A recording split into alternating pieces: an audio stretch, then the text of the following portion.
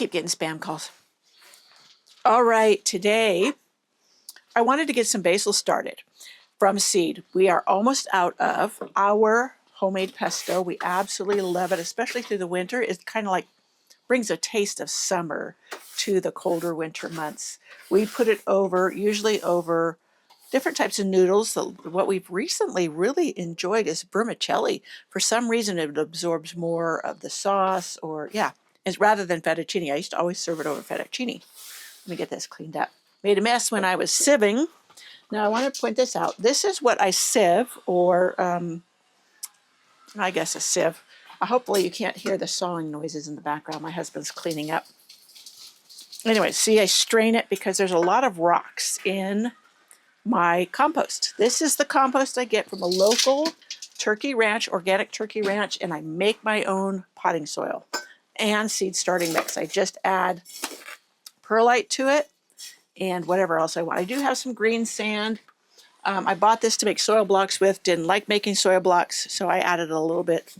And that adds a little nutrition. Not that it needs a lot, because the turkey compost is very rich in itself, but it's a slow release. So yeah, I didn't need to get any little plants out of there.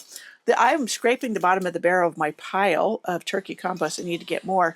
So I'll share with you something really quick, and then we'll get to our seed starting. Over here, these are some things I have to pot up. This is an egg carton, and these tomatoes have gotten way too big. I've been needing to do this. But you'll see over here, this is some feverfew. I did not plant those seeds. They were seeds that scattered last summer into my compost. And when I mixed this, it came up in there.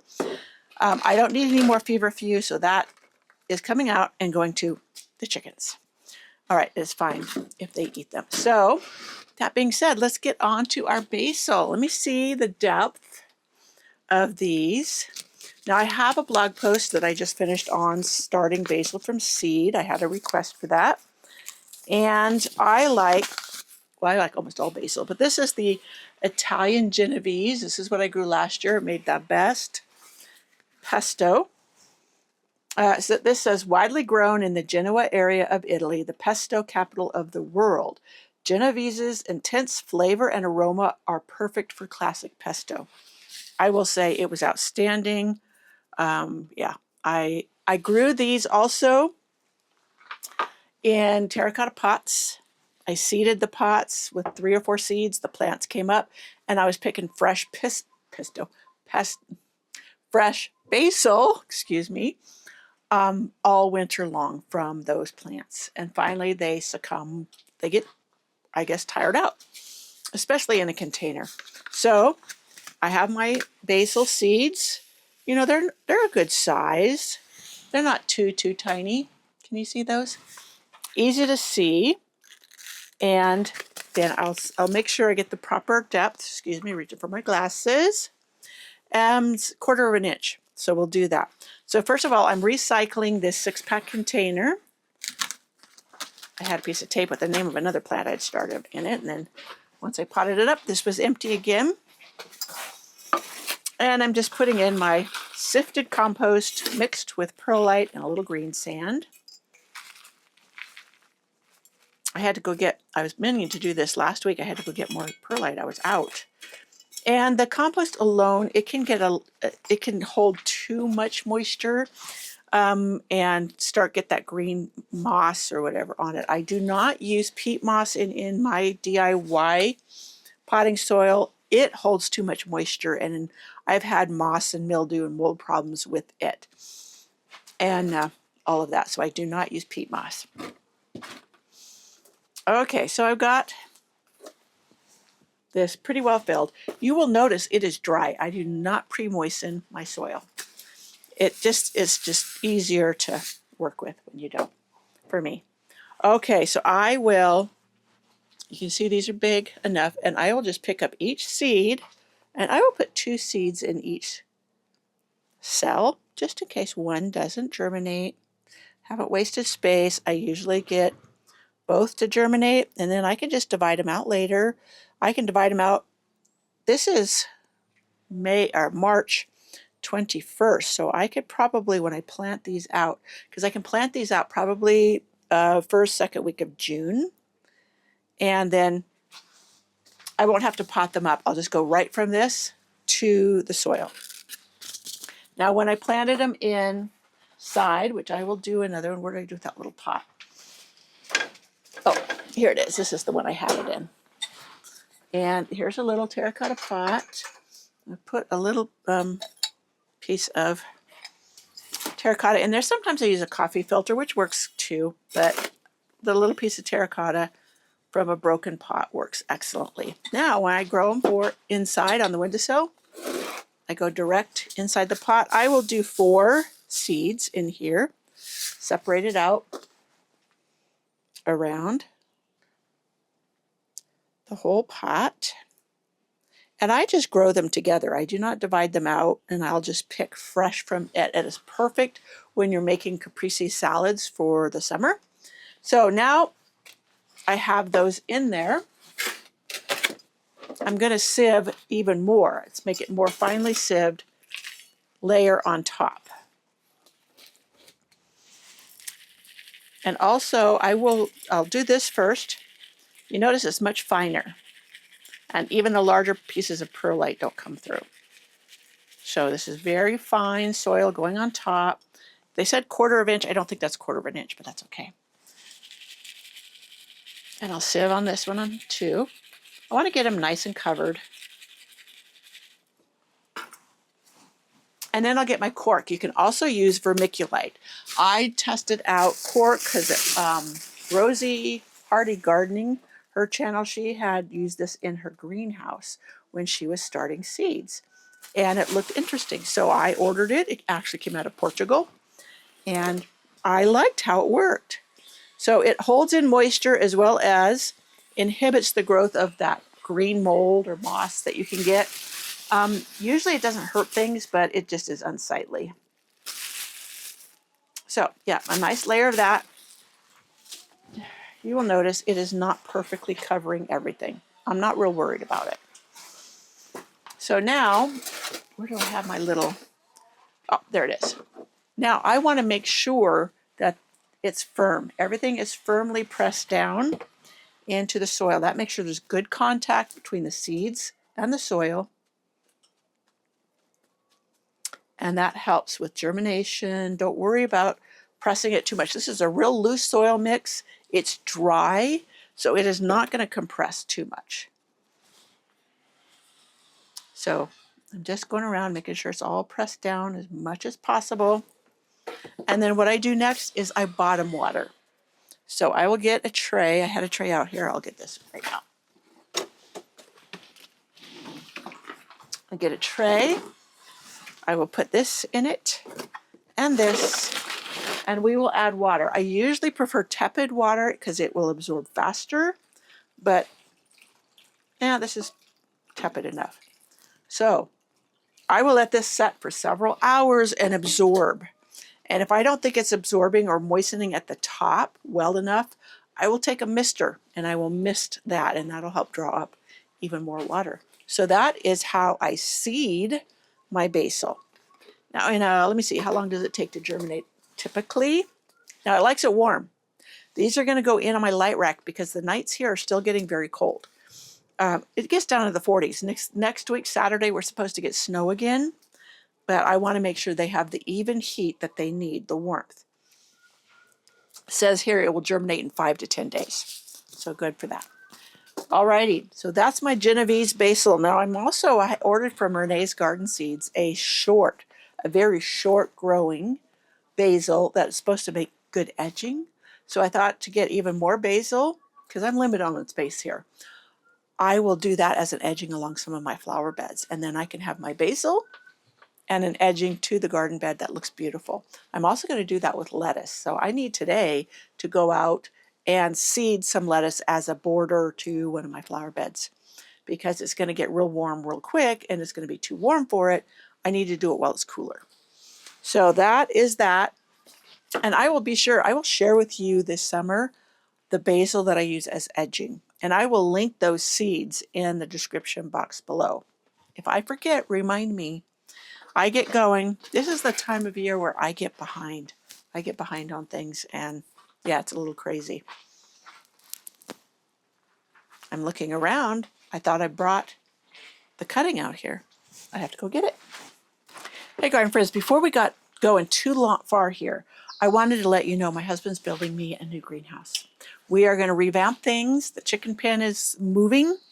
I was, as I've said many times, putting a Mediterranean garden out here beside this greenhouse. And that's not going to happen now because the chickens are going to be moved up here. We're going to build the greenhouse down there. We'll get more winter sun. Oh, exciting things. But what else is exciting is he's going to put together an ebook where it will have step-by-step directions on how you can build this same greenhouse. Now, it's based on this greenhouse that I already have and love, but it's going to have elements that make it more durable in heavy snows that we get, and that'll work even better. Now, this one has been a beautiful, wonderful greenhouse for 20 years, but now it's starting to, well, I wouldn't say fall apart, but I wanted it moved, and my husband said, we move this and it's going to not make it. So it is going to have to be totally rebuilt. So that's why he's going ahead and building an all new one. And I'm excited. So stick around for that. I will share it. We will do a video of putting it together. He's even thinking of doing kits where you could buy it in panels. We'll see how that flies. So these are some cuttings I took from the ones I grew on my windowsill, the basil. And this one has been in here a little too long. It's needed to have been potted up a long time ago. Look how sad that is. I don't think it's going to make it. I don't think it's worth it. So off to the chickens it goes. But this one is looking a little bit better. But you can see also it's been in here a long time. I've been meaning to get to this video, and I just haven't. But we'll go ahead and pot that up in a little pot to get going. Even better. Give it some oomph it needs. This is going to go back in on my windowsill. Maybe I should go ahead and put it in a terracotta pot. No, I'm going to put it in this one. This will be easy to sit there. And when it gets big enough, I can go ahead and put this one out in the garden after I harden them off. Now, I'll take you outside in a minute to share with you how I harden off seedlings so they can get their best start ever. I have another video that I did that I shared how to harden off my seedlings. I do it. I'm super lazy. I don't do all the take them in, take them out, take them in, take them out. Day after day. I just don't have time for that. I'm sure many of you don't either. Now, all I did was fill this up part way, and then I put the roots part down in there, and I filled it with more soil. And that's exactly how you pot up one that you have taken a cutting from. Now, to share with you how you take a cutting, I do not have a basil plant here ready to go. The one that I had, I was going to use, and it ended up dying on me. I took too long getting here to this. But here's a tomato. This is one of my favorite. It's not a cherry tomato, but it's a little bit bigger. I would say the size of a ping pong ball. This is the most delicious and prolific and healthy tomato plant. Many people love sun gold. And for me, the skins were too tough. They lacked the flavor that Camp Joy has. And it could be my conditions, I don't know. But my friends that I gave Camp Joy plants to, and they started growing and testing them, they stopped growing sun gold. That's how wonderful this one is. So that being said, the same way you take cuttings from tomatoes is the same way you do with basil. So basically, I'm going to go down to this leaf node right here. That means that's where the leaf comes out of the stem.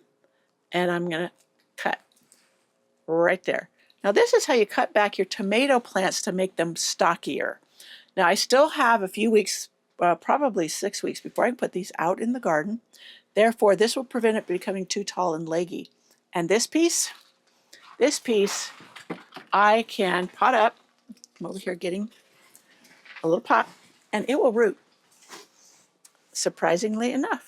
Now, I cut off that side leaf branch there. And is that the main stem there? It doesn't matter. I'm going to cut off part of it because you don't want a ton of leaf on here because that will transpire, meaning it will lose moisture. And you want it to hold moisture. I don't put, what is it, a hood over it, like a little mini greenhouse, because they're in this greenhouse. Also, I have so much moisture going on in here that I'm sure it gets plenty. But I just put it, make sure those 2 leaf nodes that I cut to are underneath the soil. I will put this in here with this, the tray of water is right here to absorb water. I will make sure it stays watered. I will keep an eye on it. But here is one I did before. And look, I think I did this a week ago, 2 weeks ago. It's growing along. I haven't tested it to see if it's rooted. I don't want to disturb it. Oh, yeah. Oh, yeah, it has. Look at the roots coming out from underneath. So that's one I did. Did I not mark which one it was? Well, I did it in a video, so I can go back and look at what it was. But there you have a brand new tomato plant, and that's how you do your basil too. So now some people will say, well, I get the ones at the grocery store, and they're in a pot, and they're growing, and I put them on the windowsill. You can take cuttings from those, or you can take it and take it apart. But was it grown organically? If you're like me and you like organic and want to know what was put into your soil, etc., this is so easy to grow from seed. There is a bazillion in here. This one cost me $2.99. Yeah. So I will be planting these seeds for a long, long time. And those ones you buy at the grocery store, the last time I looked, they were $6. So, and then you've got the transplant shock of pulling them apart, all of that. So I hope you, oh, wait a minute. I was going to show you how I harden things off. Yes, let's get going. Let's not forget that, because it's an important part of the transfer from indoors to outdoors. That if you skip it, your plants are going to go into deep shock and you're going to have a hard time. So let's go. I'll share that with you.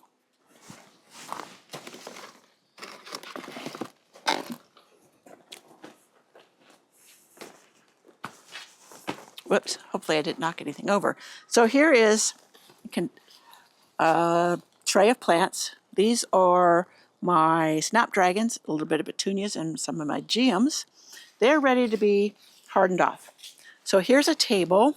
I bought this table for a friend. He had made it for $10, and I loved it. I love the rusticity of it. But yeah, it's made from cedar wood, etc. Anyways, I have a lot of succulents and stuff up here. But this table is in this little pocket between my house and my greenhouse. It doesn't get a whole lot of sun, maybe an hour or 2 in the late afternoon. But it's also blocked for majority of the wind. And I can just pull my plants out of the greenhouse if it's a nice warm day. What I mean by warm is above 50, 40 or 50. I mean, yeah, my nights get down to 40. I had been leaving these out here. It's only this next week, as the temperatures dip down to the 30s, that I will go ahead and move these back in the greenhouse. This is a convenient location because it's not hard for me to move the trays back into the greenhouse. I will move the rosemary and lavender off this table, and I will line up all my trays here that I want to harden off. So when my tomatoes are ready to come out and the basil is ready to come out, this is where they will sit and get hardened off. Now, if the sun gets too high in the sky before I'm done hardening them off, I will create a little umbrella, or I'll put an umbrella up where it shades them, because you don't want them to get too intense a sun too soon. But right now, it's end of April, 21st, then it's a perfect amount of sun for them. And it just gradually gets to be more and more sun each day, which is perfect. Now the snapdragons I can put out in my garden. They've been out here. Even my petunias, my Dollar Tree petunias, they have amazed me. I'm going to fill containers everywhere with them. And the geums, I'm new at geums, so we'll see how I've read that they are cold hardy as far as in the springtime. I don't think these ones overwinter. I do have a perennial one called Tangerine, Totally Tangerine. But these are the red Mrs. Bradshaw or something. I bought the seeds at Bouchard Gardens when we were up there. So that, my friends, is how I harden off my seedlings, including my basil. when it comes time to get them acclimated to the outdoors before I will put them out in my garden. And I do this with all of my plants before I put them out. Some are more cold hardy than others, and I'll start them sooner, like these snapdragons and the petunias. The basil and stuff that I've already started, or I should say the tomatoes, I did have them out here, and then the night started getting really cold again. Now, tomatoes and basil and peppers, especially if they get too cold, they go through a cold snap, it can weaken them, and they will not be their best through the whole rest of the season. And so that's something you want to avoid. Make sure it's warm. Make sure it's going to be no lower than the mid 40s overnight when you have them outside all the time. A lot of people will say 50s, but so far I've gotten away. And I think maybe because this little area may not dip as cold because of it being between buildings, which they retain heat and may release it at night. I know my greenhouse does. So that's how you harden them off before you put them out in the garden. Now, when it's time for me to plant them out in the garden, I will try to remember to bring you along. I'll probably be planting a lot of things at that time, and we'll figure out where we're going to place them. I think I know. I think I'm going to put them right next to the greenhouse, but that's not written in stone yet. So we'll see how that flies. All right. I will see you in my next video.